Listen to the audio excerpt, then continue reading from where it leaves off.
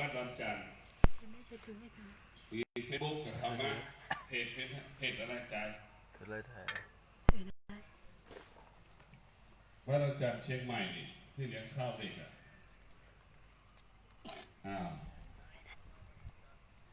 เอาอีกคนหนึ่งเพจวัดดอนจันทร์เพจวัดดอนจันทร์ครบได้อยู่ในไทย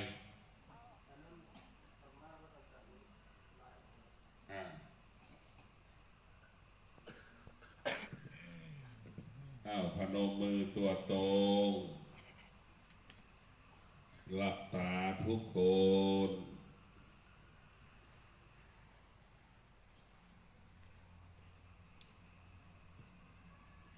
ขอนอบน้อมอัญเชิญพระพุทธเจ้าโปรดประทานพรให้ลูกหลานที่อยู่กินอาศัยอยู่วัดดอนจันทร์ลูกหลานลำบากไม่มีที่พึ่งใดๆจึงมาพึ่งพาบุญบารมีพระพุทธเจ้าจึงกันพามาอาศัยวัดดอนจันทร์วัดดอนจันทร์จึงเป็นสถานที่เลี้ยงเด็กกำพร้าแบ่งเบาภาระของแผ่นดินขอบุญบารมีพระสยามเทวาธิราชโปรดเมตตาประทานพรให้ลูกหลานที่ได้มาศึกษาล่ำเรียนณวัดดอนจันทร์ได้มีสติระลึกถึงความยากจนมีสติระลึกถึงความอดทนมีสติระลึกถึงวิริยะภาคเพียรมีสติดำรงตนอยู่ในระเบียบวินัยขออัญเชิญบารมีธรรมแห่งสมเด็จพระปิยมหาราชด้วยภพด้วยภูมิด้วยชาติด้วยกำเนิดลูกหลานเกี่ยวข้องผูกพันเวียนว่ายตายเกิดมาชาตินี้ขอบารมีแห่งพระปิยะเมตตาประทานพรให้เหล่าลูกหลานเป็นกำลังของชาติเป็นกำลังของแผ่นดินเป็นกำลังของครอบครัวเป็นเยาวชนที่ดีของชาติเป็นประชาชนที่ดีของชาติในภายภาคหน้าขอน้อมอัญเชิญบารมีธรรมสมเด็จพระนเรศวรมหาราชได้โปรดเมตตาประทานความเข้มแข็งให้กับลูกหลานให้มีกำลังที่เข้มแข็งมีความมั่นคงดำรงตนอยู่ในกฎระเบียบวินัยของชาติขอสมเด็จพระนเรศวรมหาราชผู้มีความมั่นคงในการกอบกู้เอกราชขอบารมีธรรมแห่งองค์สมเด็จพระนเรศวรมหาราชได้ส่งเสริมสนับสนุนให้ลูกหลานได้เป็นกำลังของแผ่นดินขอน้อมอัญเชิญญาณบารมีแห่งองค์สมเด็จพระเจ้าตากสินมหาราชได้โปรดเมตตาส่งเสริมสนับสนุนให้เหล่าลูกหลานเป็นเลือดนักรบเป็นเลือดขุนศึกได้กอบกู้ประเทศชาติบ้านเมือง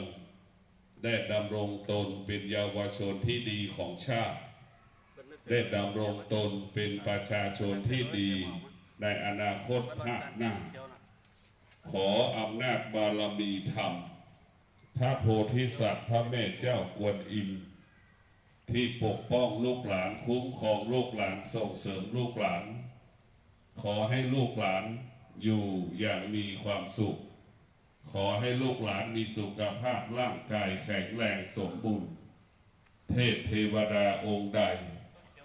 ที่มีบทบาทต่อวัดดอนจันทร์บัดนี้ก็ขออัญเชิญเทพเทวดามีพระพิฆเนศได้เมตตาได้กรุณาประทานพรให้ลูกหลานได้มีสุขภาพแข็งแรงสมบูรณ์ให้มีอายุมั่นยืนยาวขออำนาจธรรมบารมีธรรมพระพุทธเจ้า ได้แผ่เมตตาให้ลูกหลานมีสติตั้งมั่นดำรงตนใช้ความอดทนอดกลั้นใช้ความอดทนควบคุมกายวาจาใจคิดพูดและกระทำโดยใช้ความอดทนมาจัดระเบียบความคิดใช้ความอดทนมาขยายความคิดใช้ความอดทนต่อยอดขยายผลให้ความคิดนั้นเกิดคำว่าสำลิดผลขออำนาจบารมีแห่งพระธรรมขอให้ลูกหลานมีสติตั้งมั่นดำรงตนเป็นเยาวชนที่ดีดำรงตนเป็นลูกที่ดีของพ่อของแม่ดำรงตนเป็นนักเรียนที่ดีของสถาบันขอให้พวกเราได้มีสติความสำเร็จจะเกิดขึ้นได้ต้องอาศัยความอดทนความสำเร็จจะเกิดขึ้นได้ต้องอาศัยวิริยะภาคเพียรความสำเร็จจะเกิดขึ้นได้ต้องอาศัยตนเองดังคำว่าตนแลเป็นที่พึ่งแห่งตนตนแลเป็นที่พึ่งแห่งตนไม่มีเทวดาองค์ไหนทำให้ชีวิตเรานั้นประสบความสำเร็จได้มีแต่ตัวเราเท่านั้นจะทำให้เรานั้นประสบความสำเร็จพวกเราทั้งหลายได้มาอยู่ในวัดดอนจันทร์ก็เพราะว่าเราทำบุญร่วมกันเราเคยทำความดีร่วมกันชาตินี้จึงได้มาอยู่มากินมาอาศัยอยู่วัดดอนจันทร์โดยพระอาจารย์เป็นประธานเป็นประมุขในการดำรงตนตลอดเวลาระยะเวลามา38 ปีกรรมก็คงหมายถึงความดีที่เราทำร่วมกันมาชาตินี้ความดีที่เราทำกันในอดีตมาเกื้อกูลส่งเสริมสนับสนุนให้พวกเราได้มาอยู่วัดดอนจันทร์ช่วงที่ผ่านมาระยะ5 ปี10 ปีเราก็อดอยากลำบากพ่อแม่มีฐานะยากจนอยู่ก็ลำบากกินก็ลำบากเมื่อเราไม่ได้มาอยู่วัดดอนจันทร์เราได้อยู่ดีกินดี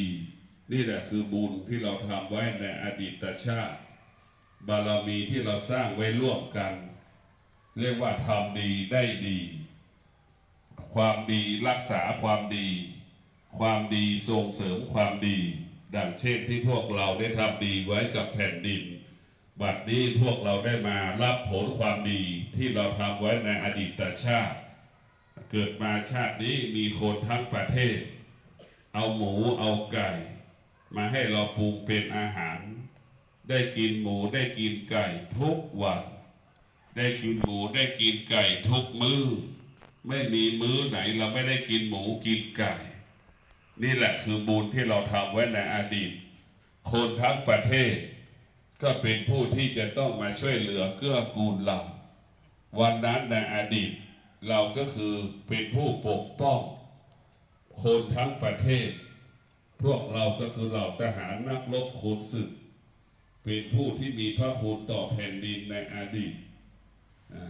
ชาตินี้จะมีคนเมตตาเราเกื้อกูลเราช่วยเหลือเราสงเคราะห์เราจึงได้คำว่าอยู่ดีกินดี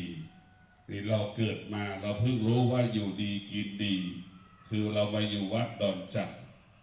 เราจะสังเกตได้อาหารทุกมื้อไม่มีไก่ไม่มีอาหารทุกมื้อไม่มีหมูไม่มีเราจะได้กินไก่กินหมูตลอดเวลานี่คือโชคดีของเราย้อนไปอดีตก่อนที่เราจะมาสู่วัดดอนจันทร์อดอยากลำบาก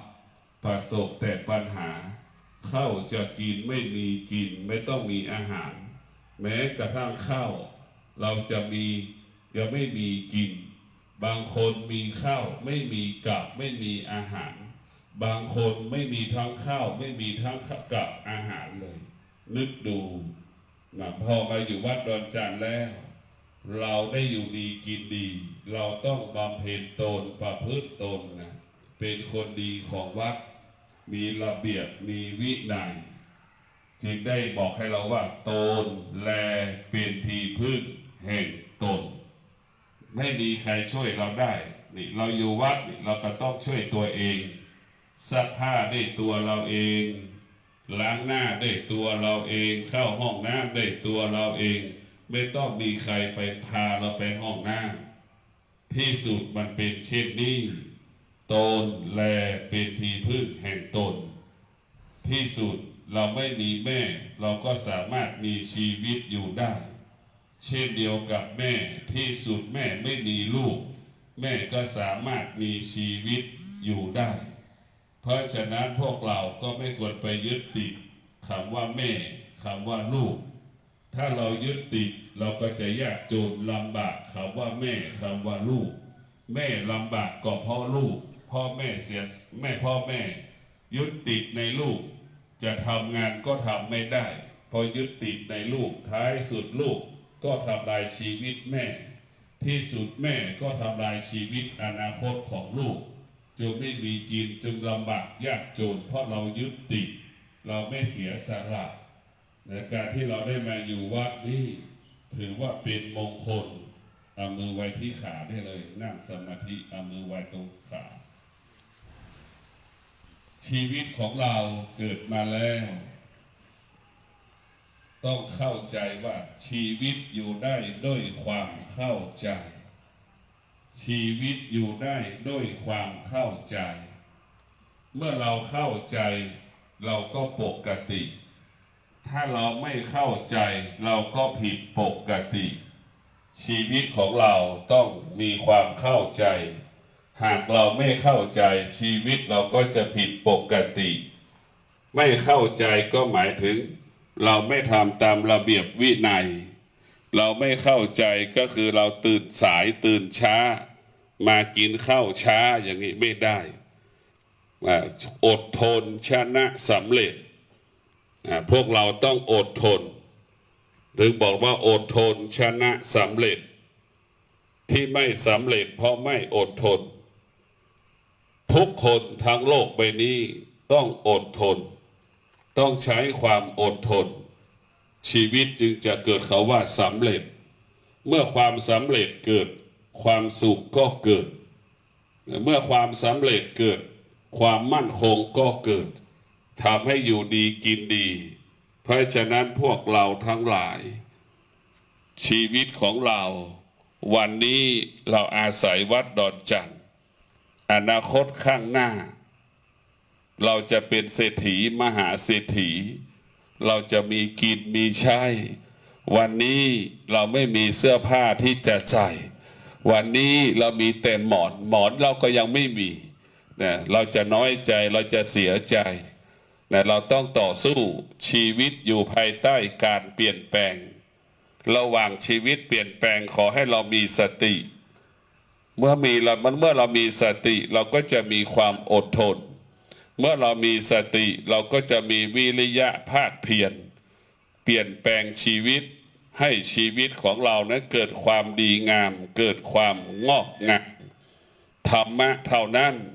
จะเปลี่ยนแปลงชีวิตเราได้ธรรมะก็หมายถึงความอดทนความอดทนนี่จะสร้างชีวิตสร้างฐานะสร้างความเป็นอยู่ให้กับชีวิตของเราดังพ่อแม่ของเราอดทนเห็นไหมอดทนจนถึงที่สุดพ่อแม่ก็สร้างบ้านได้ที่สุดพ่อแม่ก็ซื้อรถได้ที่สุดพ่อแม่ก็อยู่ดีกินดีได้ทำให้ลูกนั้นมีความสุขชีวิตของเราต้องเข้าใจนะว่าความสุขที่มันเกิดมันก็เปลี่ยนแปลงความทุกข์ที่มันเกิดมันก็เปลี่ยนแปลงความพอใจที่เกิดแล้วก็เปลี่ยนแปลง ความไม่พอใจเกิดขึ้นแล้วก็เปลี่ยนแปลงสิ่งที่เปลี่ยนแปลงไม่ใช่ความจริงสิ่งที่เปลี่ยนแปลงไม่ใช่ความจริงเราไม่ควรไปยึดติดในความสุขเราก็ไม่ควรรังเกียจในความทุกข์ทั้งความสุขความทุกข์มันเปลี่ยนแปลงมันแปรสภาพไปตามกาลเวลาความสุขความทุกข์มีค่าสำหรับคนที่ขาดปัญญาหรือความสุขความทุกข์มีค่าสำหรับคนโง่คนที่ฉลาดคนที่มีปัญญาความสุขไม่มีความหมายความทุกข์ไม่มีความหมายเพราะผู้เจริญด้วยปัญญารู้ว่าสุขมันเปลี่ยนแปลงรู้ว่าทุกข์มันเปลี่ยนแปลงสิ่งใดที่มันเปลี่ยนแปลงมันไม่เที่ยงสิ่งใดที่มันเปลี่ยนแปลงไม่ใช่ความจริงเมื่อเรารู้ว่าสิ่งที่มันเปลี่ยนแปลงไม่ใช่ความจริงเราก็ละเราก็ยึดติดมีสิ่งใดบ้างที่มันเป็นความจริงมันไม่มีเสื้อที่เราใส่เราก็ถอดมันไม่ได้อยู่กับเราตลอดเวลาร่างกายของเราเห็นไหมมันเกิดความเจ็บปวดเราห้ามความเจ็บปวดได้ไหมไม่ให้มันเกิดขึ้นอันนี้แหละชีวิตของเรามันจะเกิดอยู่ภายใต้การเปลี่ยนแปลงอยู่ภายใต้การเปลี่ยนแปลงทั้งสิ้นหงุดหงิดเราควบคุมได้ไหมก็ควบคุมไม่ได้นั่นแหละคือมันเกิดขึ้นขนาดหนึ่งมันก็เปลี่ยนแปลงยามใดที่เราโมโหเราคิดถึงว่ามันเปลี่ยนแปลงเราไม่ควรไปตอบสนองอารมณ์ของเราโมโหเราก็ไม่ควรไปตอบสนองสิ่งที่เราโมโหเราต้องไม่ตอบสนองมันเพราะเรารู้ว่าสิ่งที่เปลี่ยนแปลงไม่ใช่ความจริงความจริงไม่มีคำว่าเปลี่ยนแปลงอดทนเห็นไหมอดทนนี่คือมันอยู่ในร่างกายของเรามันไม่เปลี่ยนแปลงอดทนมันไม่เปลี่ยนแปลงถ้าเรามีความอดทน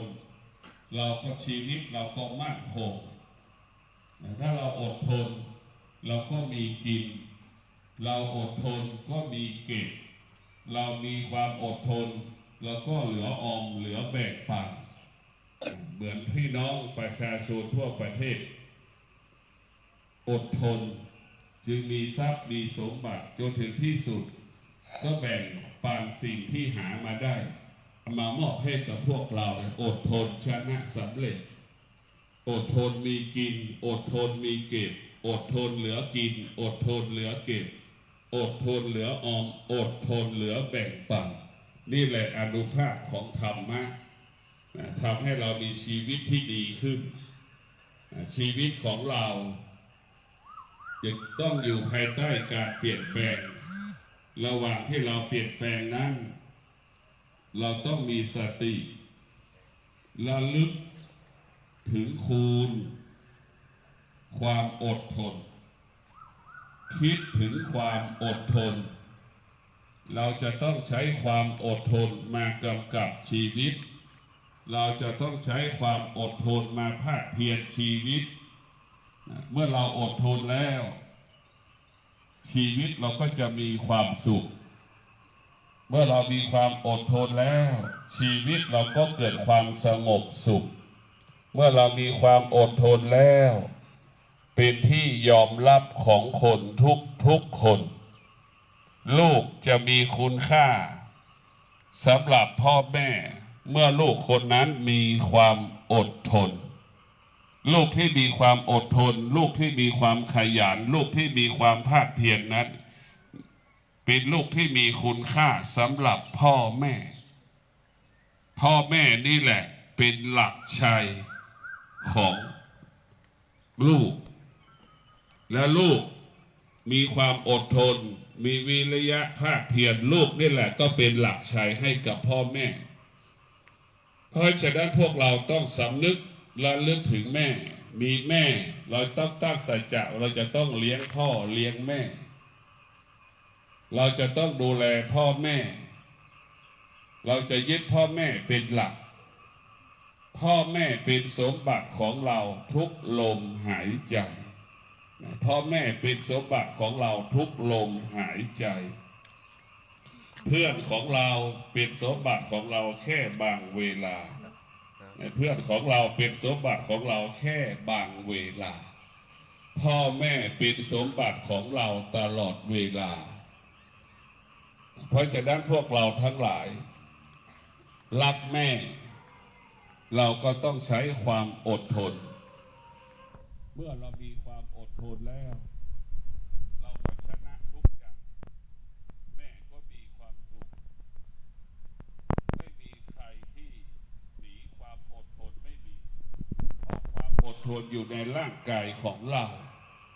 วิริยะภาคเพียรก็อยู่ในร่างกายของเราสิ่งที่เราควรแก้ไขก็คือแก้ไขอารมณ์ของเรา